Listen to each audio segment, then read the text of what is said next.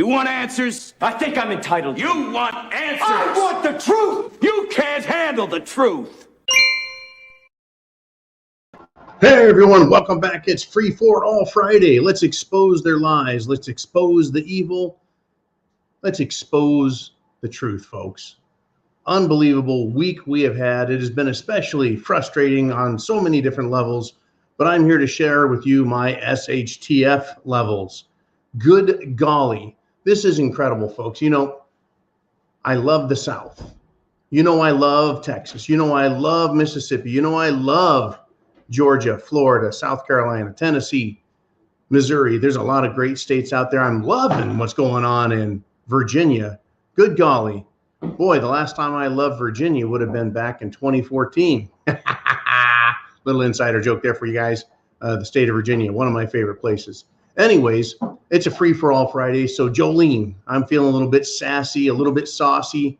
Let's mix it up. Let's put in some subscriber comments throughout the show rather than all at the end. It's going to be monologue mixed together with your guys' questions, your comments, your thoughts, your statements, your humor. Because remember, yeah, we're all about satire here.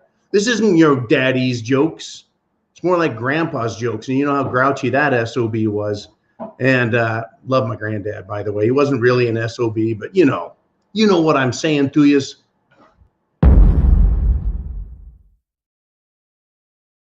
Yeah, that thing. It's all about having a good time while pointing out the evil, while saying, get prepared. Food, water, shelter, clothing, medicine, means of self-defense. Folks, you've got to be ready. Get this.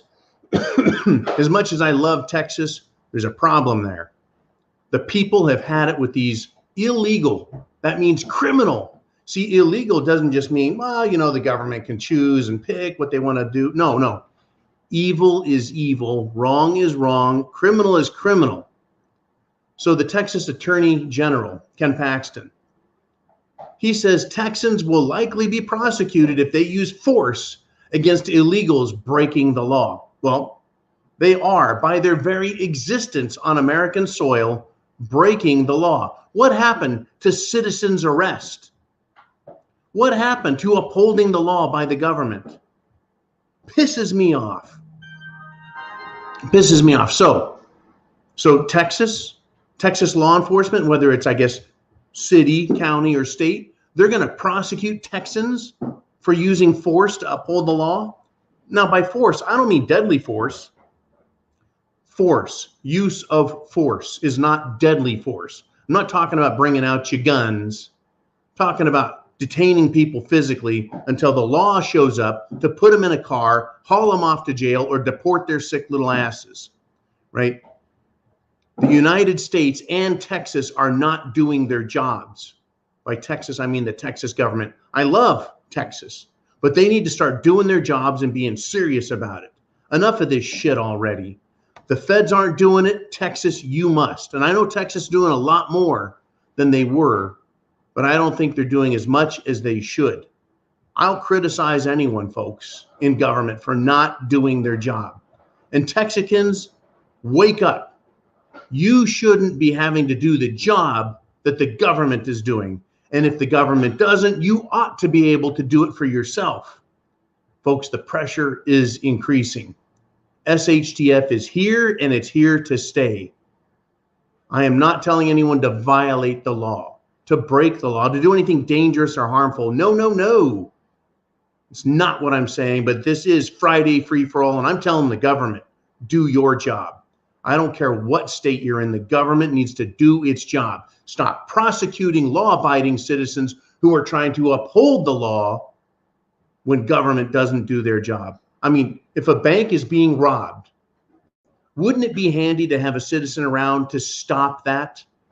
Well, if the bank robber is wielding deadly force, a gun, and threatening people, then yeah, you have a right to preserve and protect those who are in imminent danger, right? Loss of life, great bodily harm and injury. So you can use force there. You can use deadly force there, but you're not allowed to use regular force. Oh, it pisses me off. Because I'm one of those guys, and I know many of you are also. You're that kind of guy, that kind of girl that would love to take the law into your own hands. Because hell, I can read the law. You can too. If someone's breaking the law, you ought to be able to stop them. Enough of this shit where the government says, well, if you try enforcing the law, we're going to prosecute you and let the illegals, let the criminals go. That's what they're saying, is we're going to let criminals go in Texas. But don't you dare try and stop them as law-abiding citizens who know the law and should be able to stand up for the law. We're allowed to in the case of someone almost dying, as in bank robbery. Oh, just frosts my cake, gets my goat, right? Crumbles my cheese. You guys, what do you want to talk about? Jolene, who's going to be first up in this Free for All Friday? Who is up? Oh, you're on it, Jolene. You're on it. I hope you're feeling better today. I was feeling a little down yesterday. I'm feeling up today. So David says this: speaking of taking the law into our own hands, what is going on between the Irish fishermen and the Russian Navy? Is this going to be allowed to escalate into something? I tell you what, I don't really know what the hell's going on between fishermen and military, naval craft. It seems to me that someone's pushing for trouble. Now, if you guys remember your history, the sinking of the Lusitania, well, that had to do with, I think, the Lusitania carrying munitions and the Germans not liking that. You're not allowed to carry munitions in a civilian ship. They had some kind of maritime confusion there, and the Lusitania got sank. Is the fishing boat carrying weapons? Is it really the Russians? Folks, there's a lot of shit going on. Now, I'm not buying any of this until I get some more facts.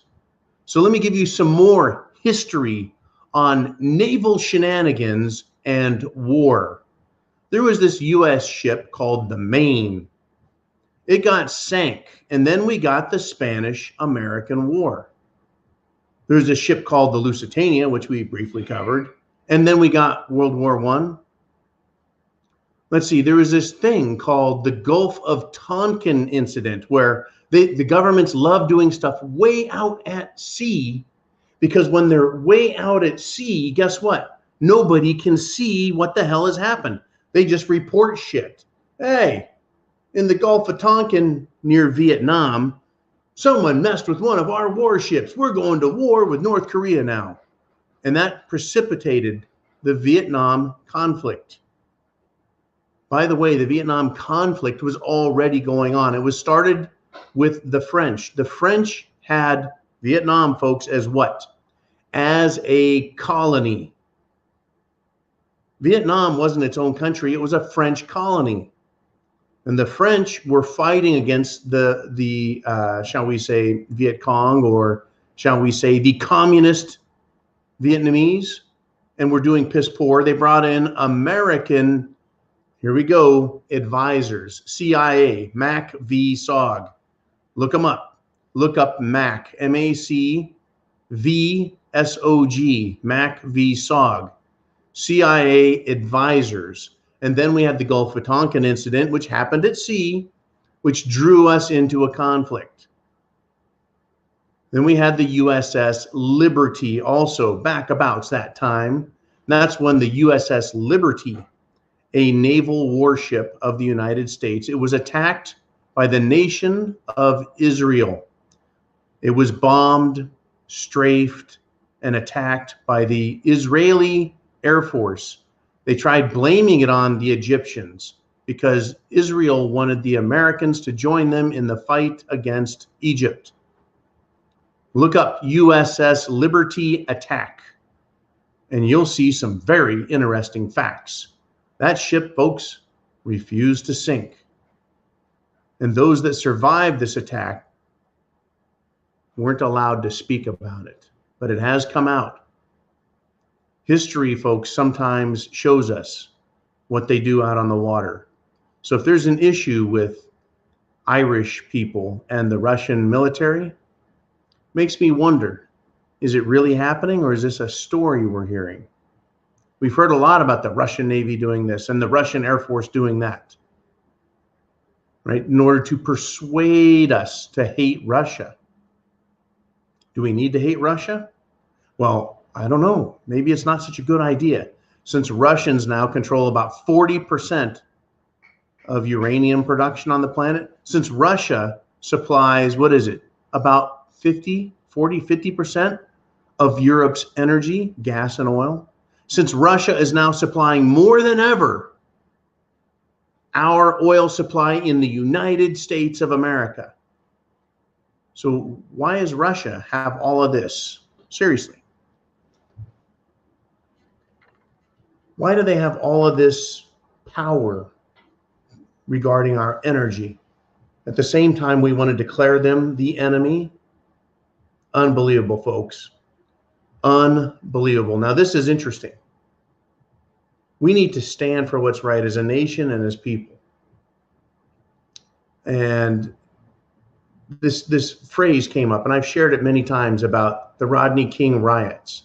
There's a black guy in South Sacramento down on Florin Road by the Florin Mall holding a sign. He was wearing a cowboy hat, a pink polo shirt, jeans, and I can't remember what kind of shoes he was wearing, but he said, he had a sign. He's just standing there. It said, stand for what's right or don't stand at all. I had another instance where I had a renter not paying their bills. This is back when, I actually had real estate and some wealth in my life. Had a renter, wouldn't pay their bills. They created a situation that was dangerous by taking the propane gas pressure regulator off and running the house direct. Dangerous. I tried getting the renter to answer the door to talk to me. They called the sheriff on me. I said, dude, that's a dangerous situation. He said, if you step foot on that property again, I'll arrest you. And I said, why don't you be a man and do what's right? Doing what's right, folks, standing for what's right.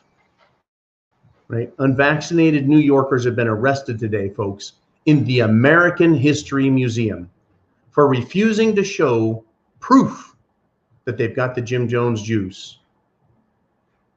Right?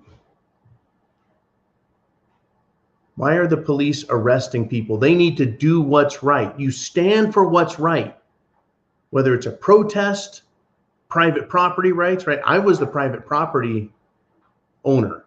Yeah, it's a renter and renters have rights, but they don't have a right, right, to destroy property. They don't have a right to steal, which is what they were doing. They don't have a lot of rights, but, that's why I told the cop, why don't you be a man about this? These cops in New York and any state where they're being asked to uphold these unlawful, unconstitutional mandates. Stand for what's right, police, and the people will back you 100%. Stop arresting people for wanting to be free. Unbelievable. Now, we do have great law enforcement at the Attorney General level in the state of Virginia, right? The new Attorney General there has really impressed me. I covered him in the earlier video. I was like, okay, that's it. We're going to do a little chunk of the free-for-all Friday in the morning. And I had to have some fun with that, right? But here we are now, right? The new Attorney General just sworn in on Saturday. This weekend, he's fired a bunch of idiots. He's decided that they're going to prosecute criminals that local district attorneys refuse. Once again, standing for what's right or don't stand at all. This guy's standing for what's right. Unlike Texas, which is not doing anything about allowing their citizens to also uphold the law. I'd be like, you know what? I'm the Attorney General. I'm going to give you immunity to detain people. Now, of course, you're not allowed to shoot anyone. That's not what this is about. Not empowering citizens to become Judge Dredd. I am the law. But they can detain people until they're arrested. And then the state should detain them, should hold them, and then deport them. But, what do I know, right? Law and order, yeah, we don't need that stuff. Anyways, I want Texas to do what's right and stand for what's right at every level. Virginia, the Attorney General there, is saying, hey, if the local people won't do their job, we're going to do it. We're going to uphold the law and we're going to prosecute criminals instead of letting them go.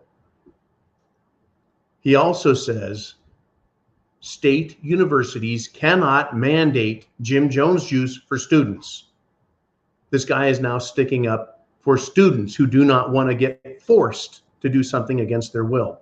God bless this guy. He cleaned house, fired off scum, dozens of scummy lawyers, because that's who infests these bureaucracies, folks. The American Bar Association, right? This national, shall we say, lawyers guild. It is a liberal institution, folks, liberal. There are conservative lawyers out there, but the ABA and state bar associations are liberal. Isn't that fascinating? I'm pretty sure that the liberal lawyers outnumber conservative lawyers by a hefty margin. But Virginia managed to get Attorney General Jason Miyares, and he's come out the gate swinging, and he's standing for what's right. Go get him, man. This is America. We have law and order. We have a constitution. Are you ready, folks? Are you prepared? Do you have a plan? Are you taking action, lawful action, intelligent action? Prep to action. Be prepared, folks. They're not going to like what's happening.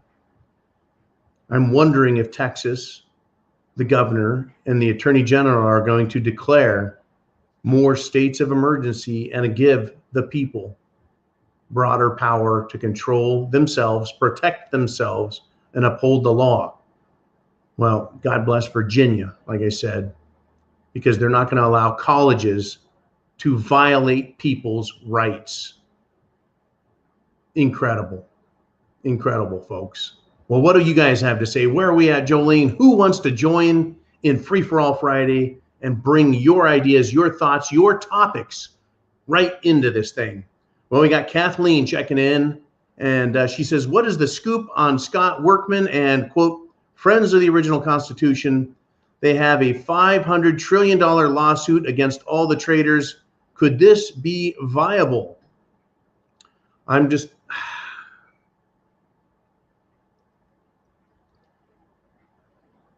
No, I do not believe it's viable. Number one, the number is too huge, $500 trillion.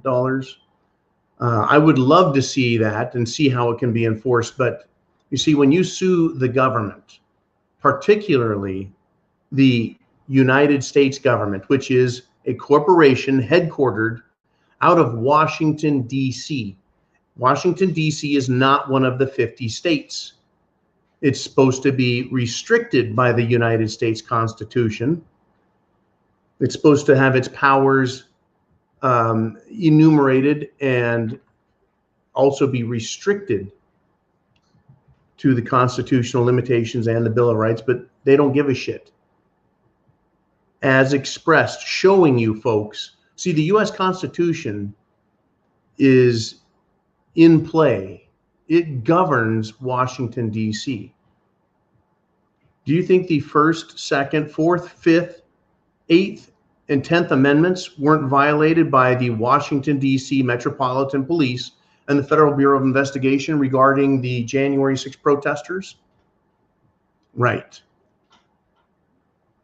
The government is acting as if it is a sovereign entity. Now, the United States government is sovereign with regard to other nations. That was the intent and how the friends of the original Constitution probably see things, how anyone who understands the Constitution sees things. The Constitution was to create the federal government in Washington, D.C., and have it face outwards, looking at other nations like England, like France, like Italy, like Germany or Russia. It was not supposed to turn around and look at us and try governing and regulating us, but that's what they do they not? And then when we want to sue the United States government for violating the Constitution, you know what they say? Nope, you don't have the right venue. You're in the wrong jurisdiction. We don't agree with you. We have all kinds of power and you can't stop us. Right? You're going to lose. We claim sovereignty, and that's their biggest tool. They just claim sovereignty. Right? It's our sovereign prerogative. It's our sovereign authority, and you are denied. You see, because you go to sue the federal government in a federal court. You sue the government in federal court. That'd be like going to, let's just say, your neighbor down the street, 4 doors. He's a giant asshole, your neighbor. And he drove his dirt bike over to your front yard and just ripped up your lawn with his back tire on his motorcycle. He just destroyed your property. So you go back over to him and you say, hey, look, you shouldn't have done that. You shouldn't have violated me. You shouldn't have damaged my property. I'm going to sue you. And then he says, yeah, how are you going to do that? I'm going to go to your house and we're going to hold court right there. So your asshole neighbor, he's the judge. And he's like, you're going to sue me at my house in my court? Right? You're like, yeah, I'm not going to get a fair trial because you're just going to say I'm the asshole that did that. And I don't feel like being sued today. That's what the United States government is like, and suing them. You're not going to get a fair trial. They're not going to give a shit. And they're certainly not going to allow themselves to be guilty and then forced to pay. And that's the other part, is if you did sue the US government, and many people do, and they win their little lawsuits, usually over violations. But when you attach a monetary figure to it, especially one as large as $500 trillion, it's laughable, right? They're going to say, no, we're not going to allow you to sue us for $500 trillion. We can't even get them to do their jobs, much less cough up money. And the other part is, where are they going to get the $500 trillion? Let's just say they asked for $500 billion, which is $500 billion. 1/1000th of what they're asking for, the friends of the original Constitution. If you got them to allow you to sue them in federal court and you won, the judge ruled in your favor, how do you get the US government to pay you? Right? How do you enforce that? It's very tricky business, folks. That's why most lawsuits at the federal level are just to have your rights recognized. But being awarded money is just near impossible. Near impossible. You know, the 500 trillion is huge. Now, the world's richest man, Elon Musk, I don't know what's he worth, 100, 200 billion. That's all stock value, by the way, folks. Check out, if you are the economic type, check out the P&E ratio of Tesla. The profit, the PE ratio. Look that up, and you're gonna go, wow. Anyways, while we're talking about the world's richest man, Elon Musk, not me, right? This guy, the world's richest man, called President Biden a damp sock puppet. Says that Biden is treating the American public like fools. Now, the world's richest man has $200 billion in value.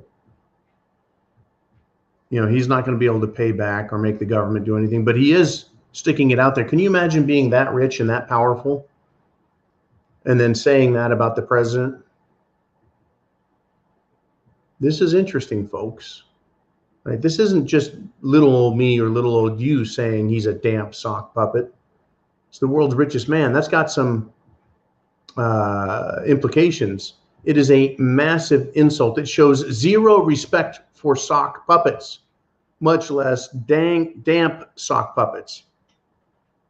Is it any wonder, folks, is it any wonder that Russia or Germany or England or any other country, they do not have respect for the United States, because the person who is supposed to be in charge of it, President Xi Biden, is a laughingstock in the world stage. So yeah, the richest man in the world, Elon Musk, you know, he's laughing at the president and publicly humiliating him. Publicly humiliating him. You know, it's incredible. Now, CNN tried making Biden sound smart and look strong, informed. but they effed up in a big way, folks. If you recall, yesterday we reported right here on the Prepared Mind channel that Russia and Ukraine agreed to keep the Donbass ceasefire in place at the exact same time that CNN tried saying Biden was talking tough in his phone call to Ukraine. They've made Biden sound even dumber, right? Thanks, CNN. This is the world we're living in right now, where the president can't do anything right. And then CNN tries making him look tough, and he just looks dumber because Russia and Ukraine came out and says, hey, we just came to some terms of peace. And you're trying to say at CNN that Biden sounded the alarm, that Joe Biden was talking tough, right? And he said, they tried saying that, they should prepare for impact, that the capital of Kiev was going to be sacked and there's going to be an imminent Russian invasion. The most trusted name in news. Wow. This is where we're at, folks. This is why Biden and the United States aren't being respected. Other countries don't give a shit about about this country right now because Biden is a laughingstock and a joke. Yet we can't have our rights recognized. This is what happens in banana republics, folks. Nobody else wants to do business with them. Nobody else takes the government at its word. And the government, in turn, or shall I say concurrent to that, turns on its own people and starts abusing them. Sound familiar? Because that's where we're at, folks. That's where we're at. Now, before I add more fuel to that dumpster fire, what do you guys want to talk about? What's on your mind? We got the Oregon Patriot checking in, and he says, it's pretty obvious that your days on ScrewTube are numbered. They've got it out for you. So might I suggest naming the other platform you can be found at? Yeah, Patreon. Patreon, folks. I know that right now, live, we're on Patreon, and then we send the information over to YouTube and release it publicly there. I need you on Patreon. I can broadcast here all day long. And I can't be taken off. I mean, they might. I mean, I guess you can be taken off anywhere, but we're safe on Patreon, folks. You want me to name some other place there, Oregon Patriot? Patreon. That's where you need to be. It supports us directly. It is guerrilla funding in the war of information, the war for communication. It guerrilla funds us. We are the guerrilla warriors, folks, in the information war, the psychological war, the communications war. That's why I need you guys on Patreon. Right? I'll do all the talking. You guys send me all kinds of information, news stories, briefs, clips.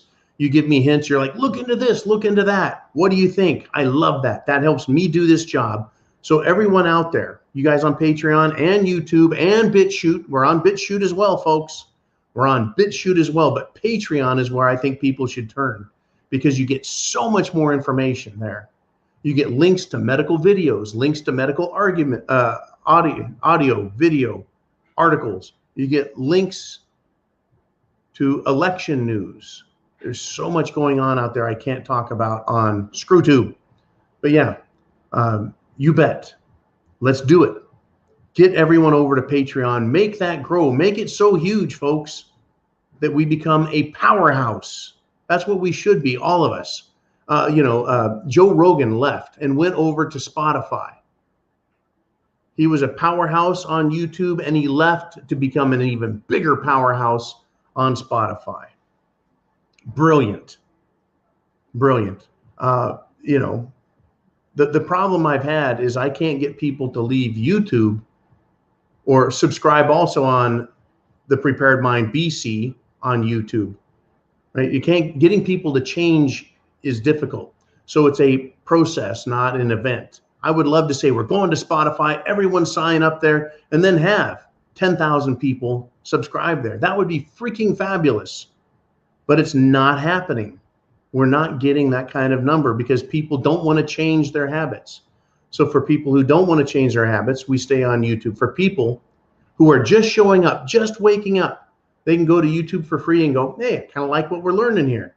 Kind of like the idea of being prepared mentally and having all those terrific items, right? I like having a plan. And then they can choose to move on to Patreon and support us in the fight directly. My days on YouTube are numbered. That's okay. We're going to keep fighting. I don't quit. There's days when I feel like quitting, folks. There's days when I feel shitty, when I've had enough of their crap, but I'm not going to quit, right? That is what America needs, is people to keep fighting and not quitting. And that's why I'm here doing it, and I rely on you guys to make it happen. Without you, I'm just another babbling ding-dong. With you guys, you and I, we become a powerhouse.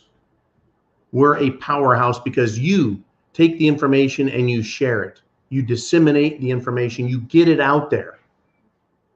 And people, they can either accept it. Hey, this is cool. Now they're waking up. They can reject it. That's their fault. They have been warned. As America goes down the toilet with Joe Biden at the helm, taking the Titanic and crashing it into iceberg after iceberg after iceberg. If there was an iceberg made out of lava, he would go run into that too, as fast as he can. In fact, I'm going to do this. Yes, come to Patreon, but let me give you another one of these icebergs made out of lava. General Milley, Chairman of the Joint Chiefs of Staff, and Secretary of Defense Lloyd Austin have warned Russia about invading Ukraine. Can you believe that, folks? General Milley is warning Russia, and Secretary of Defense is warning Russia. Folks, didn't we already say that Russia and Ukraine met and said, we're going to observe this ceasefire? Well, they felt it was important to warn them anyway. What did they warn Russia about, folks? Let me ask some of my satirical questions.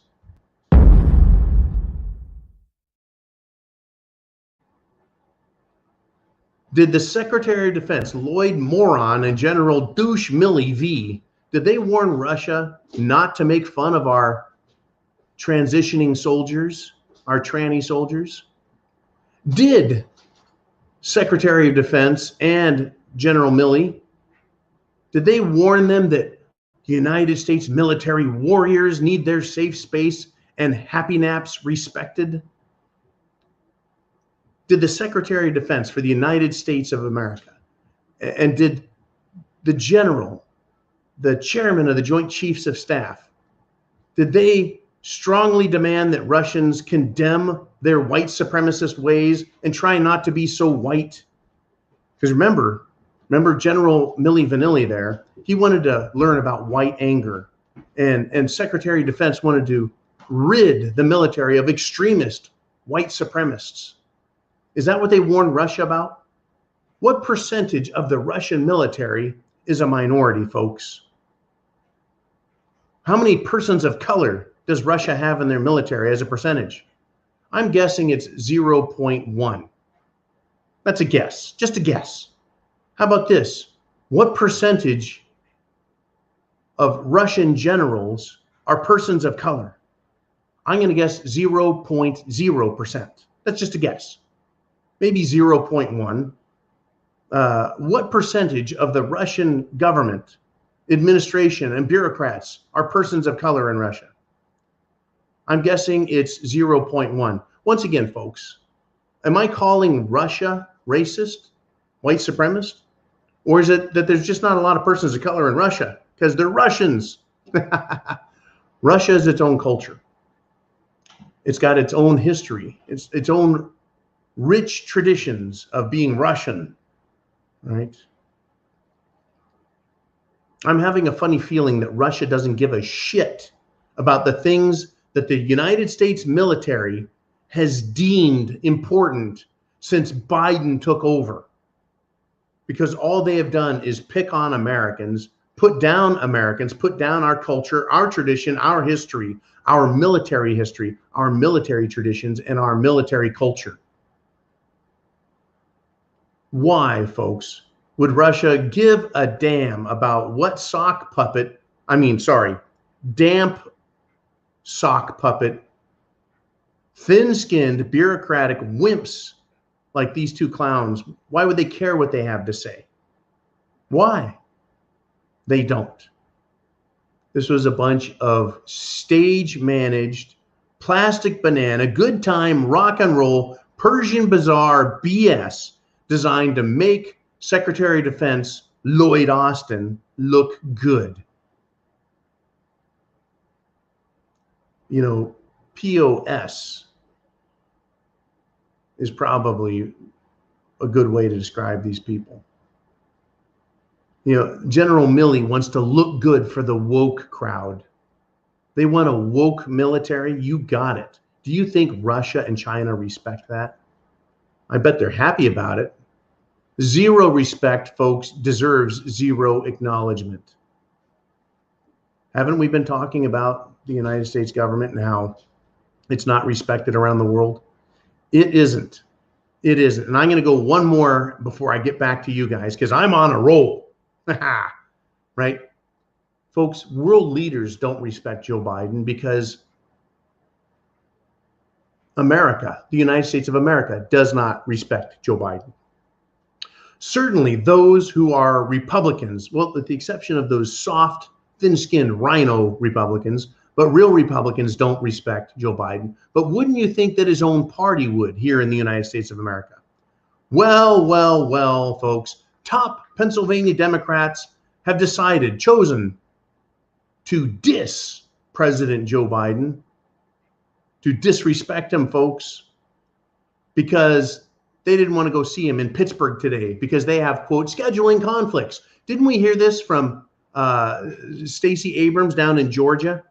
She didn't have time to go see President Biden, the most powerful man in the world, the leader of the United States of America, the most popular elected president ever with 91 million votes. That's how powerful, how loved, how charming and charismatic, how cool that guy is.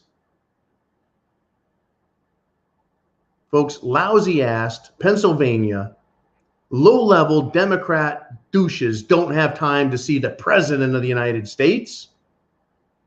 No wonder China, Russia, and world leaders have zero respect for him and our country.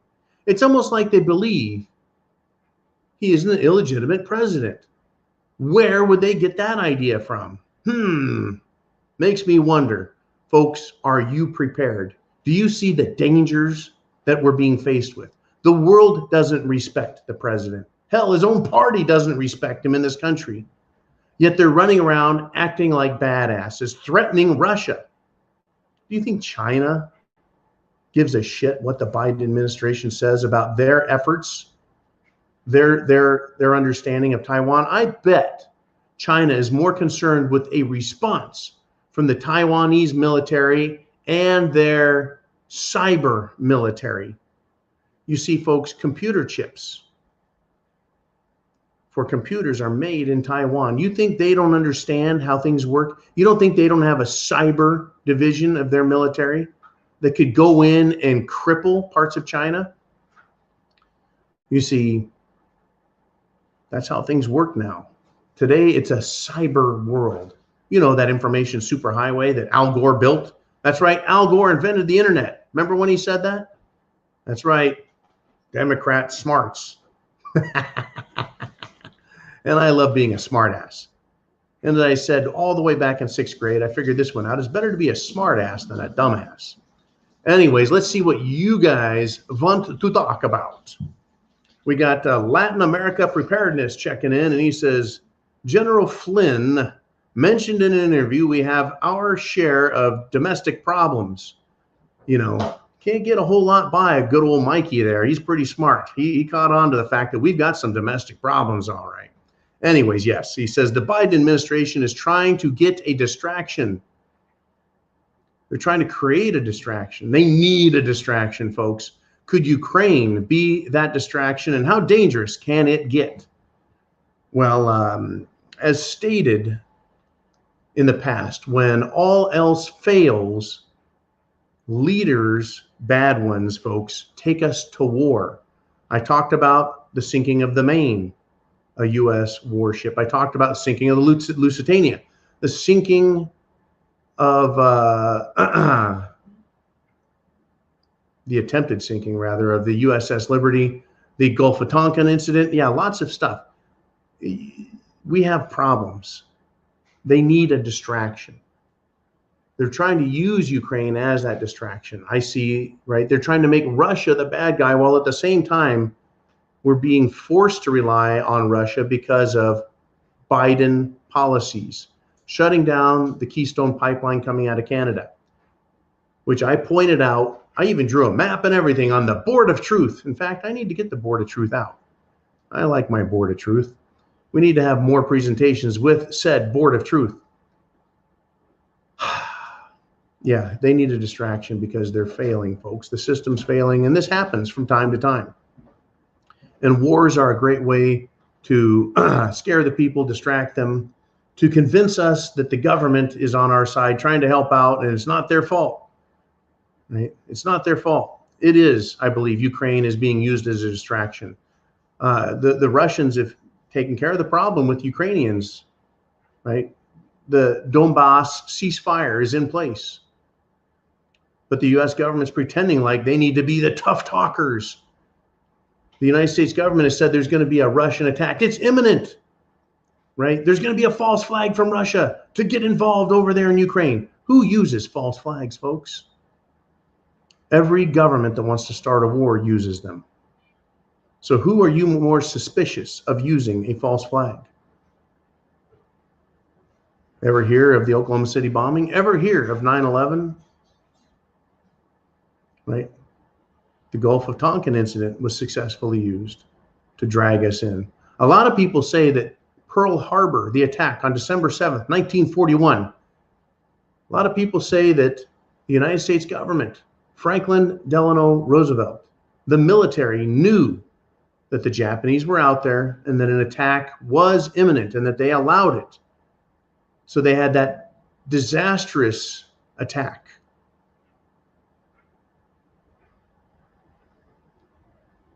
The Japanese thought they were doing that on Monday because their clocks, their calendars are one day ahead of the US. Turns out it was a Sunday, right? A day that'll live in infamy. And they used that to get us into World War II. Right? There's so many claims out there that these military actions, right, could have been stopped, could have been thwarted, could be minimized, or they're actually the direct actions of governments to get into war. Yeah, they need these distraction, folks. And when all else fails, they take us to war. Cerveza bug, lockdown, violation of the Constitution. It's okay. It's an emergency. Shit has hit the fan, folks. They're not giving up. They're not going away.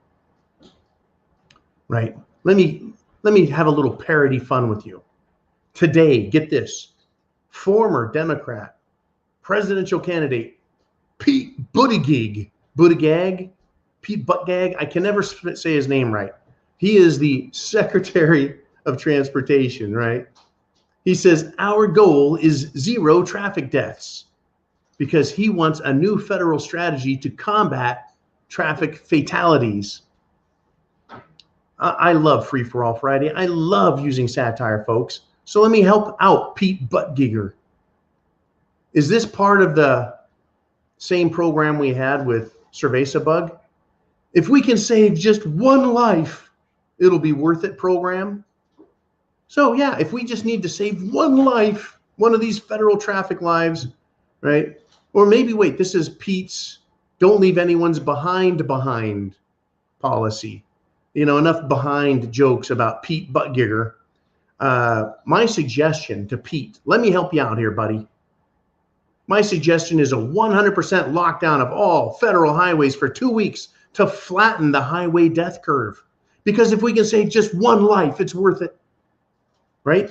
That's what they told us with Cerveza bug. They also told us we don't need to be killing our grandparents, right? So drivers over the age of 65 are most at risk of death from traffic accidents.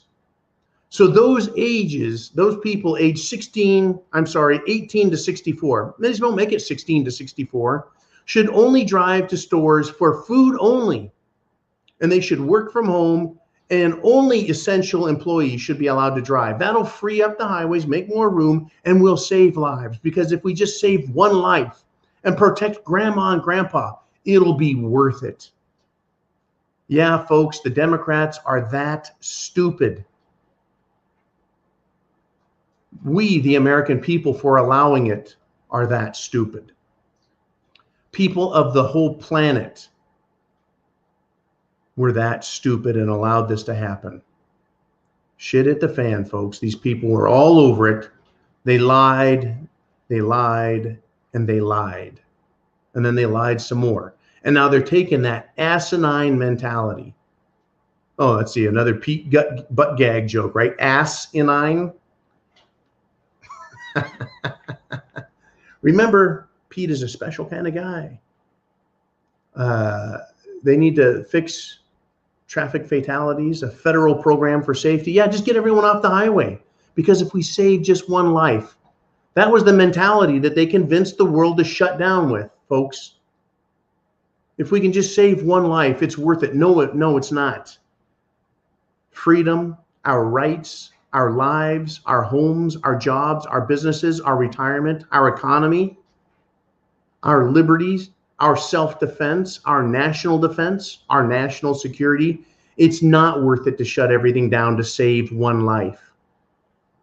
But we have just illustrated how asinine Pete and everyone in the federal government are, because we could use the same exact argument they used for Cerveza-Bug that we could use for traffic safety. Let's just shut everything down, flatten the curve. Let's make everyone stay home. But let grandma and grandpa out. It's not nice to lock them up because they could get in an accident and they're the most at risk.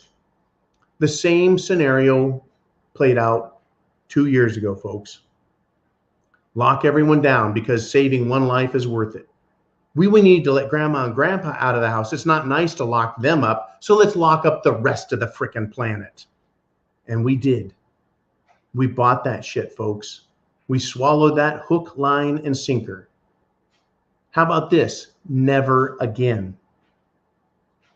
How about this phrase? This is a great quote from an American patriot, Patrick Henry. Give me liberty or give me death. Oh, folks, that's right. That's right. Governments now look at the patriots who freed America from the tyranny of government called King George. Doesn't matter if the tyranny is a president or a king. Doesn't matter if the tyranny is one man or a bureaucracy. No, tyranny is tyranny and it should be opposed. The great words of freedom, give me liberty or give me death, are now considered dangerous thinking.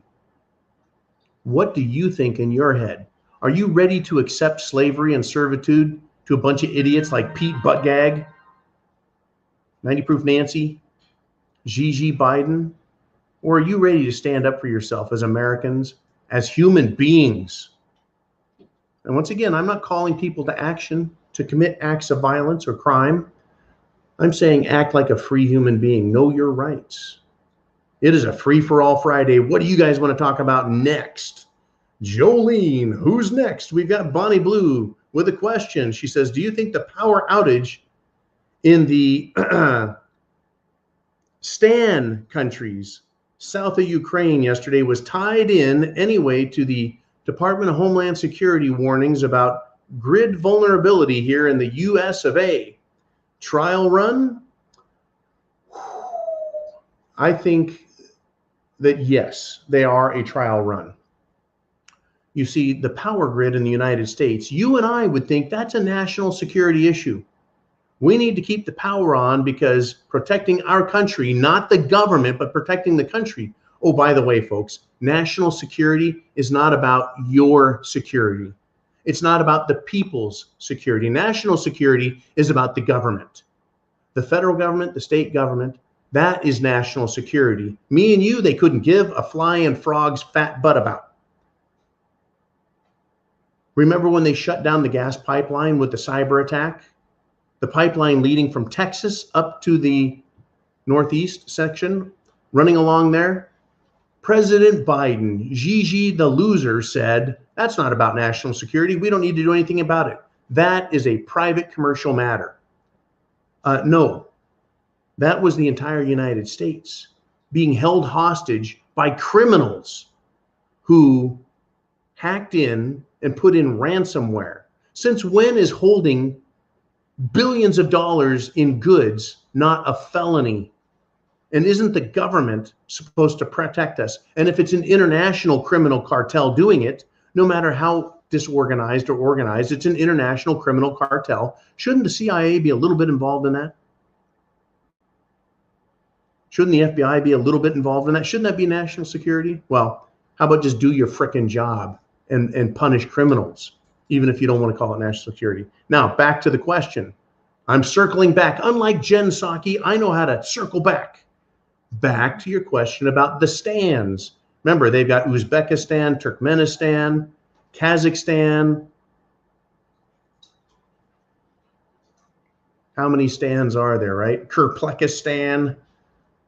Yeah, the power goes out. You see, power companies in the United States of America are commercially operated. They're private companies. PG&E in the West, Duke Energy in the East, stuff like that, right? They're private companies who use private internet security firms, private software. Software is used around the world. So let's just say there's a company or a country in Kyrgyzstan that is running software that is the same as or similar to software here in the United States of America, used by Edison Power or PG&E or Duke. Let's just say they wanted to test a worm, a virus. They wanted to do a cyber attack. Yeah, they've been threatening that right-wing extremists here, domestic in the United States, are going to take down the power grid. They're right-wing extremists, right-wing, white supremacists, right? Patriot groups. Why would patriot groups attack the people? Patriot groups, I would think, if they felt the government was unpatriotic, I would think that they would attack the government. The government is the problem. Terrorists attack people to force governments to obey. But that's why they're calling us domestic terrorists. Anyone they don't like is a domestic terrorist, including parents. You have children, the FBI and Attorney General, the Department of Justice thinks you are a terrorist. Terrorists attack people. No. In this case, I think parents were advising government, school boards, to stop teaching their kids communism. They didn't attack them. They were expressing themselves. Redress of grievances. It's right there in the Constitution under the First Amendment.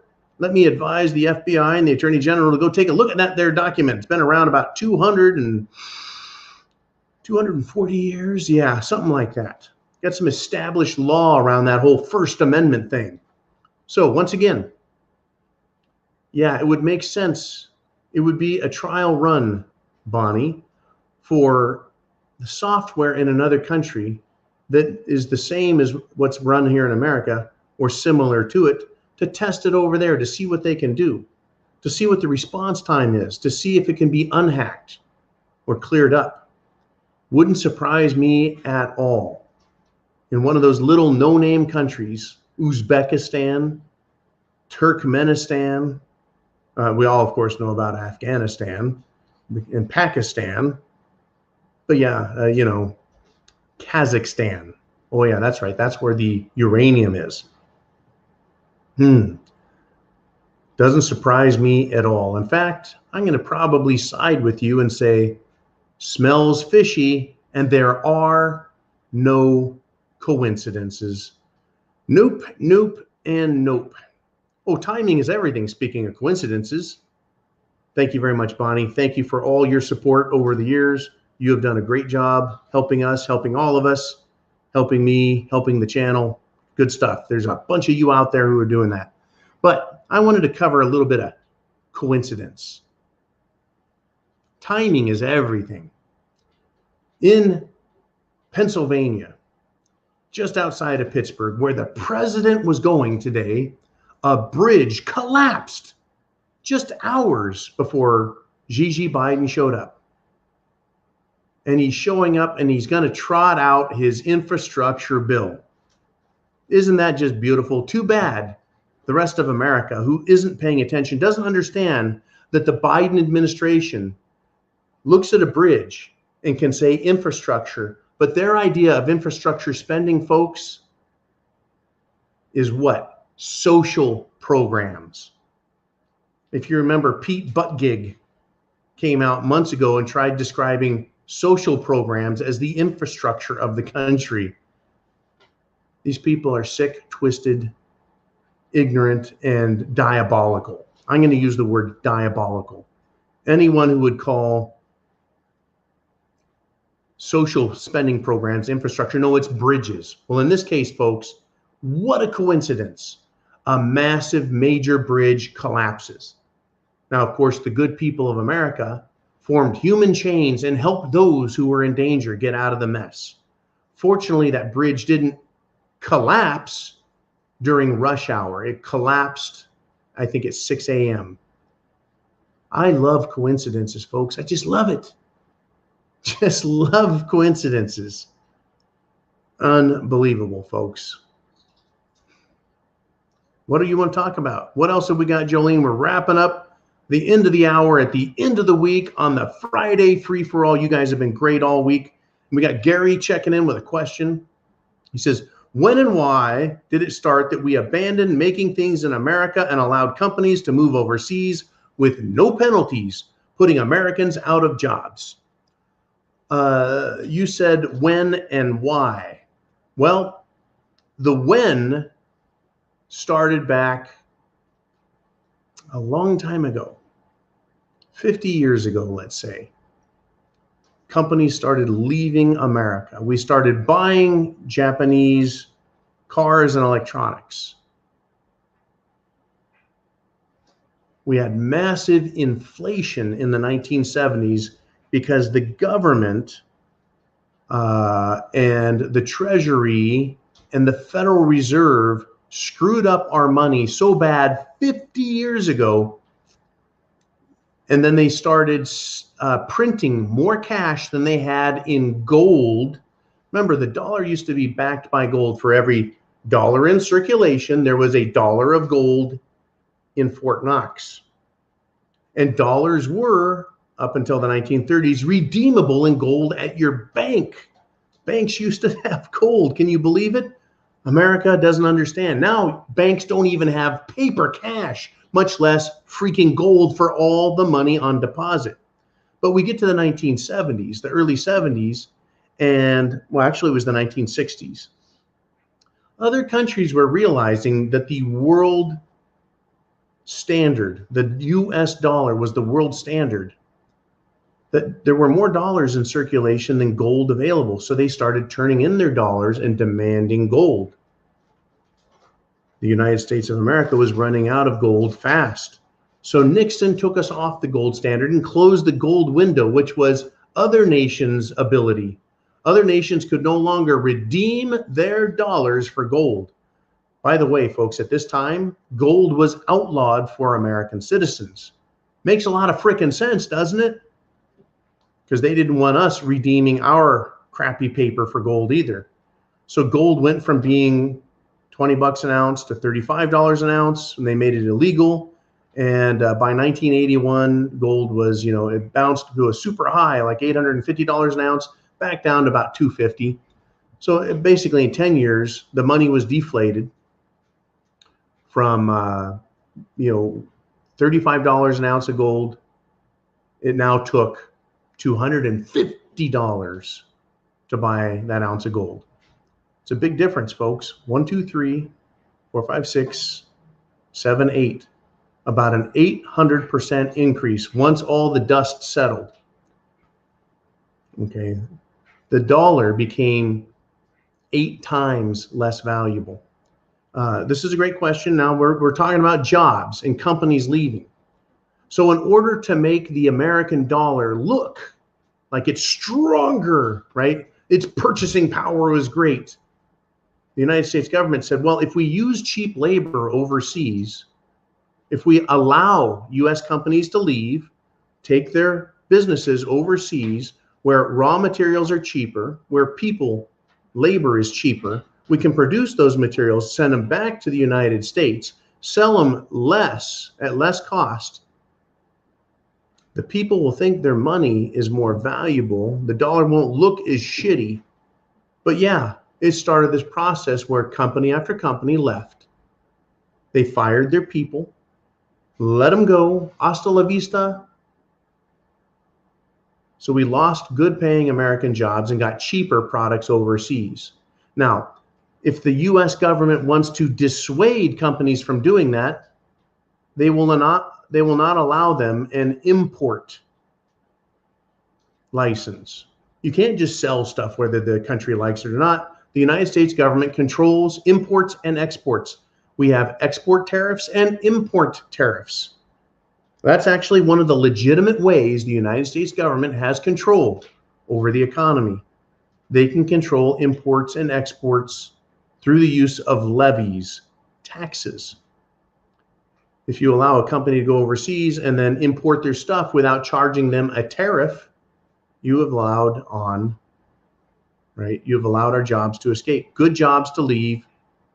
And these companies go over and they sell the product. Well, instead of $50, they're now selling it for $40, except it only cost them $5 to make it. In America, it would cost them $10 to make it and sell it for $50, but now they want to sell it for $40, make you think you're getting a deal. And it only cost them $5. So they make a much bigger profit margin. They're not paying huge tariffs. Companies are more profitable overseas. And by the way, F you American workers. That's how this game works, and it's gotten worse to the point where America doesn't really manufacture a whole lot. We don't really produce a whole lot of goods.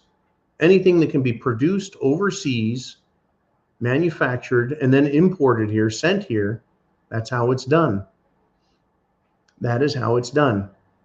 I mean, if you want German engineering, go to China. If you want American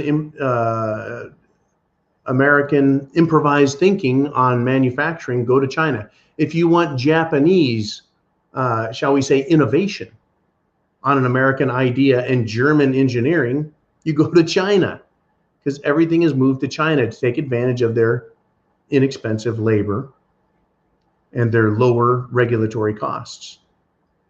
But China, folks, is having problems. Even with all of that American and European muscle over there in their economy, our dollars and euros are over in China. China's still failing. Folks, their economy is every bit as jacked up as ours. They know it. We know it. Everyone's pretending like it's cool.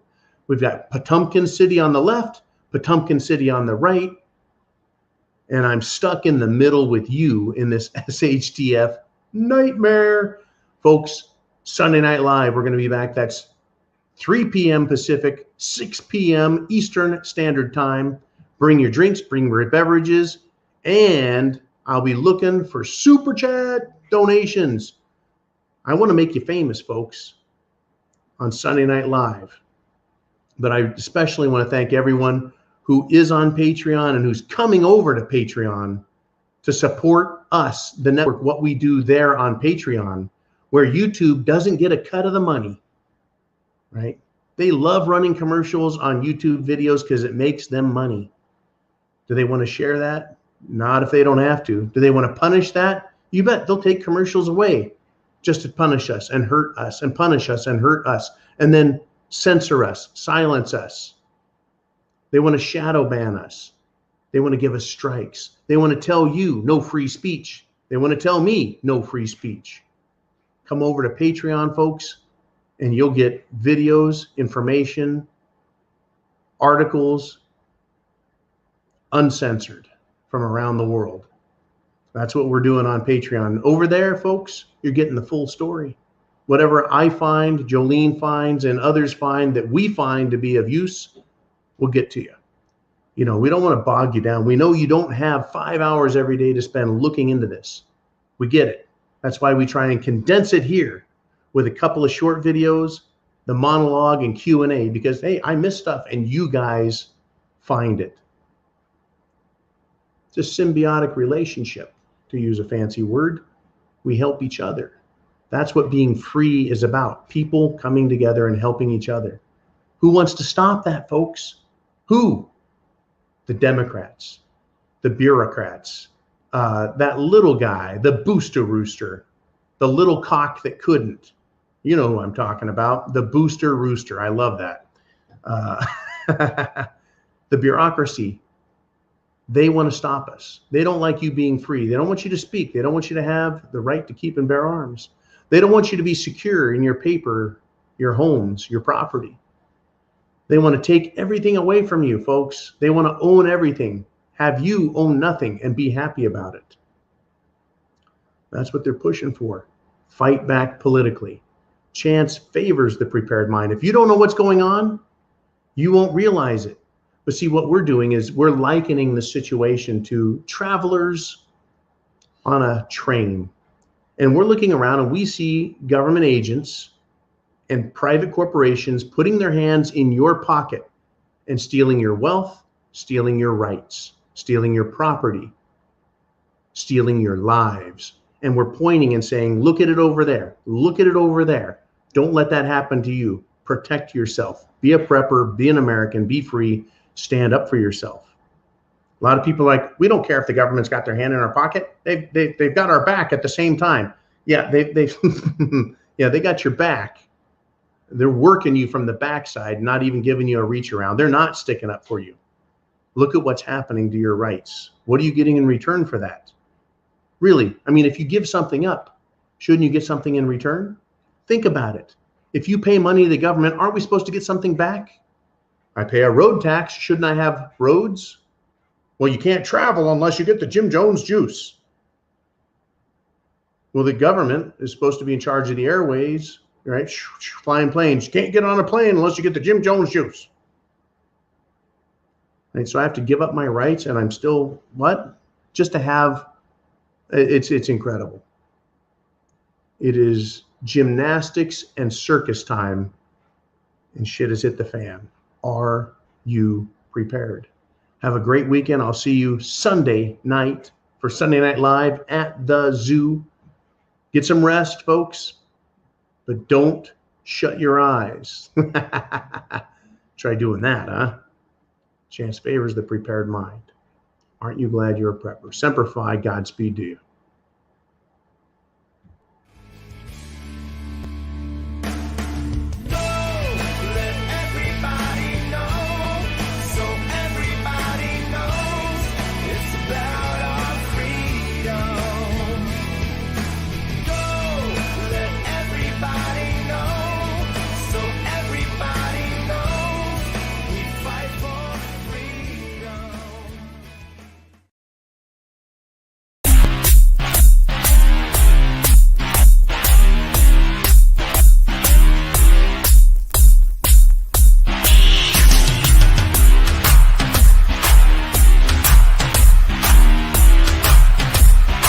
Screw your freedom.